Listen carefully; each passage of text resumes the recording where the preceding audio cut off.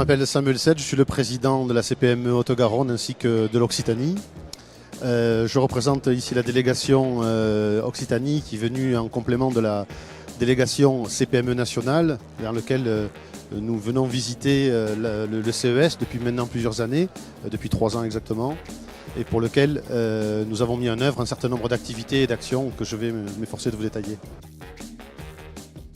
Notre venue au CES s'inscrit dans le cadre d'un cycle d'information et de communication auprès de nos adhérents dans le cadre de la transition numérique. La transition numérique, c'est un sujet qui est autrement plus complexe que la simple conception d'un site internet, on le sait tous.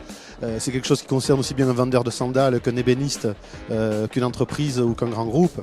Et qu'à ce titre, il est important pour nous d'ouvrir une forme d'appétence auprès de nos adhérents, auprès de nos entreprises partenaires, afin de leur faire toucher du doigt l'ensemble des innovations qui sont mises en œuvre. Pas forcément en tant que telles, mais pour voir un petit peu les orientations bien sûr techniques, les orientations technologiques et aussi le rapport de l'entreprise et de l'homme versus ces approches technologiques. C'est quelque chose qui est très important pour nous.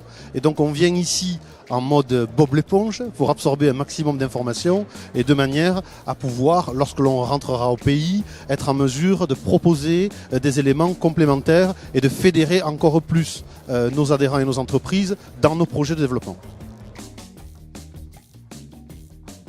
Alors, on va dire qu'il y a 2 phases de notre point de vue totalement subjectif et de TPE, PME. Il y a eu 2 phases. Il y a eu la phase de l'avènement des objets connectés. Ça a été un premier élément. Mais ce qui est intéressant, c'est que toutes ces innovations technologiques existaient en tant que telles, pas forcément avec des utilisations, avec des projets ou des choses bien établies.